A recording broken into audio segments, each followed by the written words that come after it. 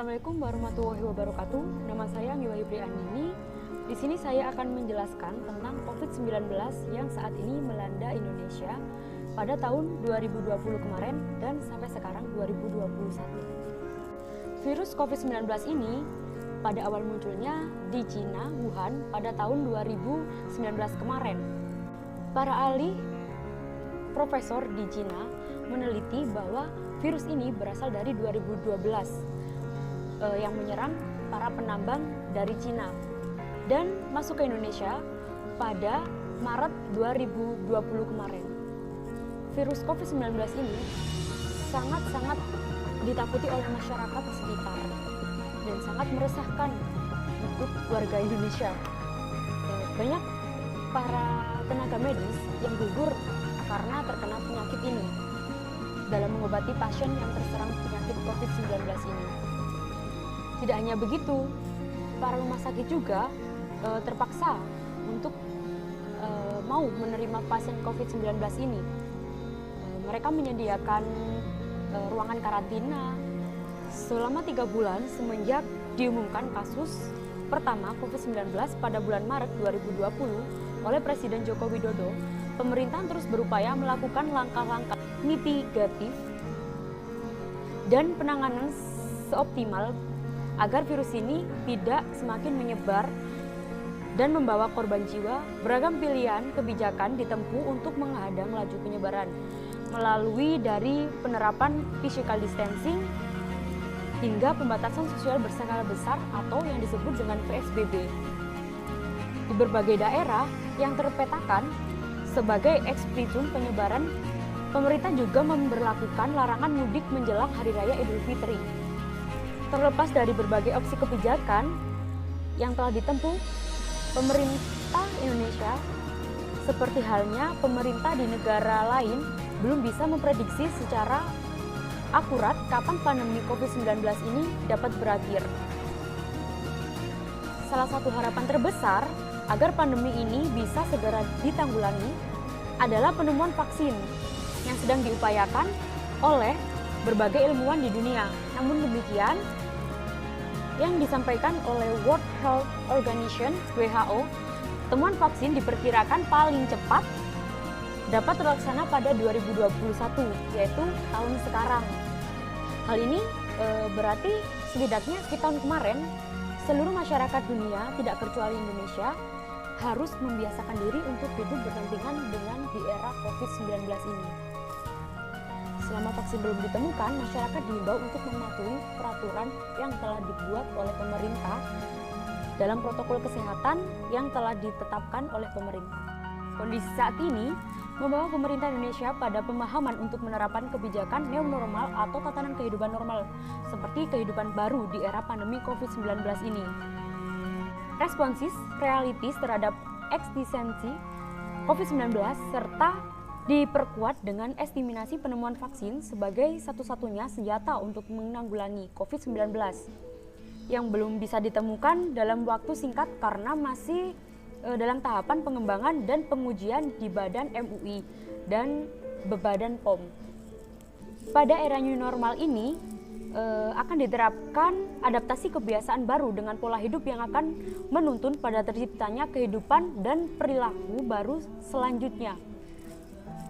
Masyarakat harus mematuhi peraturan pemerintah sampai vaksin COVID-19 ini ditemukan. Pemerintah telah mempersiapkan beberapa panduan menuju new normal, tatanan kehidupan normal baru. Kita semua bisa berperan aktif dalam memantau apakah tempat bekerja kita atau pasar yang kita kunjungi sudah menerapkan untuk kepentingan bersama.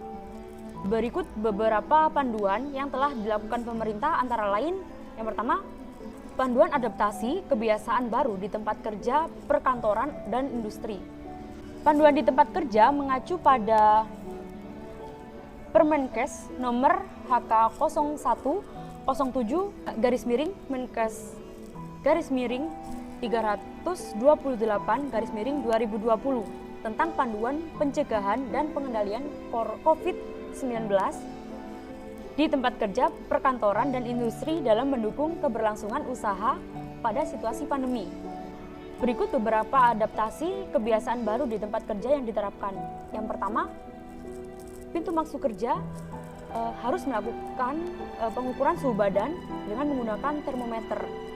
Sebelum masuk kerja, diterapkan self-assessment resiko COVID-19 untuk memastikan pekerja yang akan masuk dalam kondisi tidak terjangkit virus COVID-19. Yang kedua, pengaturan waktu kerja tidak terlalu panjang atau lembur. Untuk perusahaan, mungkin lemburan ini sedikit dihilangkan dari tahun-tahun kemarin.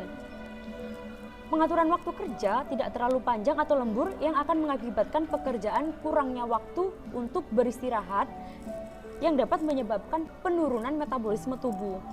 Yang ketiga, bagi sistem kerja shift, diminta untuk meniadakan shift 3, minimal 2 shift ya untuk para pekerja perusahaan atau industri. Yakini waktu kerja yang dimulai pada malam hingga pagi itu sangat tidak memungkinkan dalam era pandemi saat ini. Yang keempat, jika tetap memberlakukan shift 3, maka yang bekerja terutama pekerja berusia kurang dari 50 tahun. Jadi perusahaan bisa melakukan shift 3 dengan catatan memperkerjakan karyawan yang usianya kurang dari 50 tahun.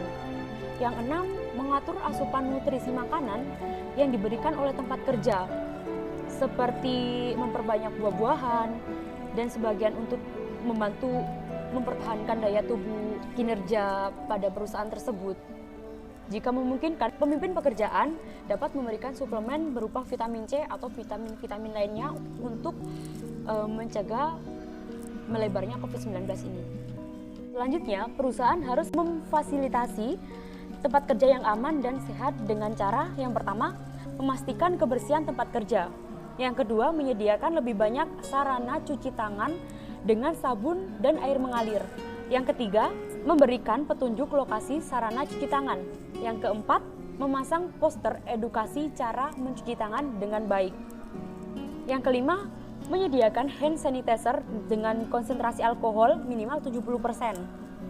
Penyediaan hand sanitizer ini ditujukan tempat-tempat tertentu seperti pintu masuk, ruang rapat, pintu, lift, dan lain-lain. Tidak lupa dengan menerapkan physical distancing dalam semua aktivitas kerja. Pengaturan jarak jangan terlalu berdekatan dengan pekerja lainnya. Minimal 1 meter setiap aktivitas kerja dengan mengadakan pengaturan meja kerja atau workstation, pengaturan kursi saat di kantin, dan lain-lain. Selanjutnya, panduan adaptasi kebiasaan di sektor jasa dan perdagangan.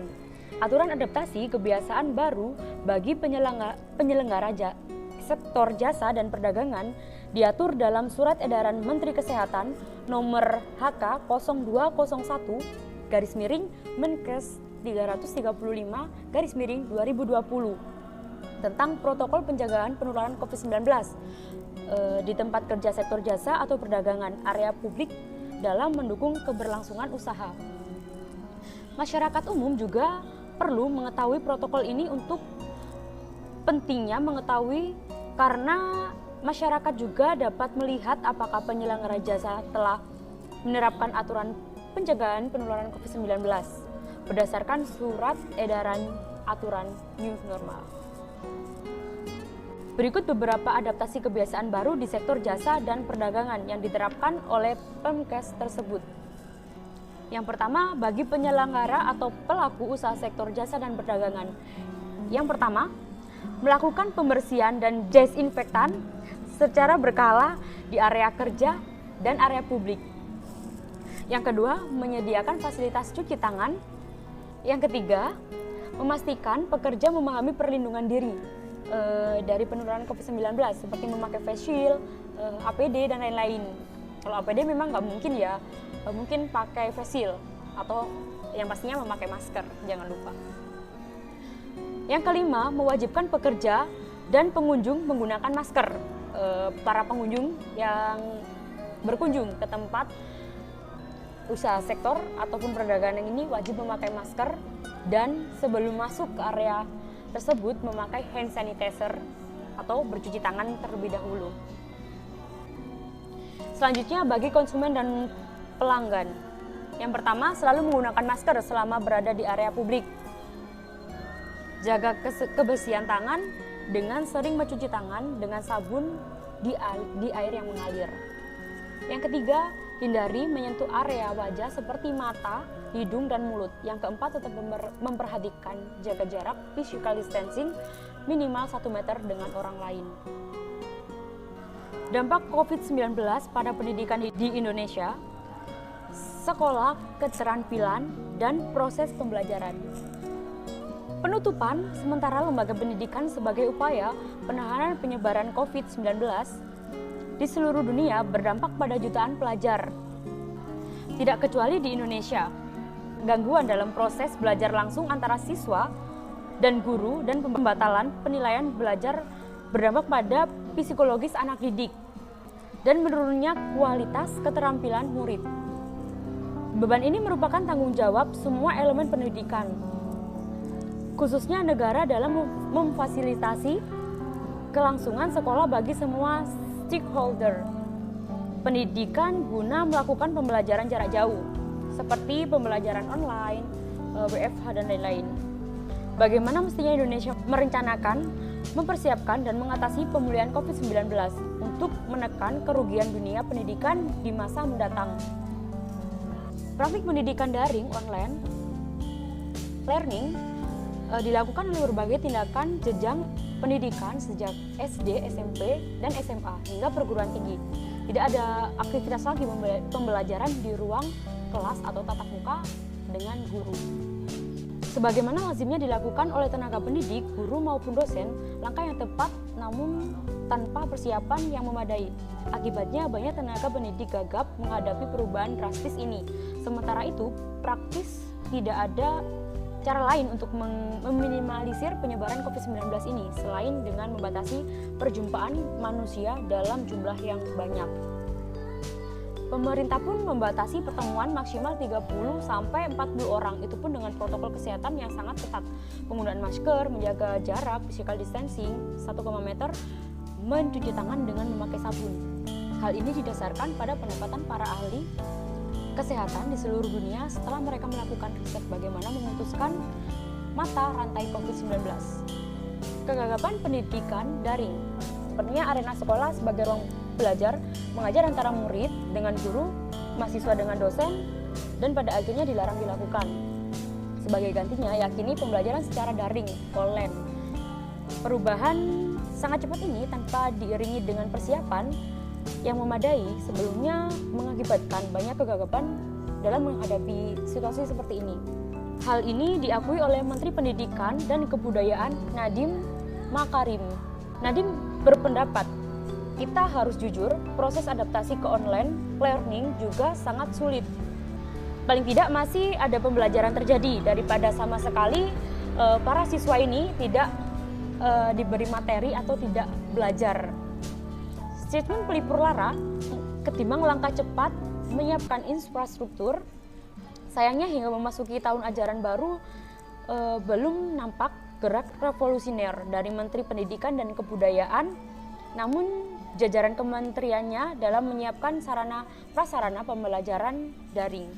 Seperti kemarin kita diberi bantuan berupa kuota subsidi yang diberikan langsung kepada siswa-siswa dengan cara mencatatkan nomor telepon dan diserahkan kepada tiap-tiap sekolah yang telah akan menyetorkan nomor tersebut sehingga memproses para murid-murid mendapatkan kuota gratis. Sekian penyampaian saya tentang virus COVID-19 ini, semoga bermanfaat. Dan jangan lupa memakai masker, selalu berdoa kepada Tuhan Yang Maha Esa, hindari kerumunan atau physical distancing. Lakukan physical distancing, selalu cuci tangan, dan memakan makanan yang mengandung vitamin untuk mencegah penularan COVID-19 ini dan menambah daya tahan tubuh. Saya Anggi Wayu Prianini menyampaikan banyak terima kasih dan wassalamualaikum warahmatullahi wabarakatuh.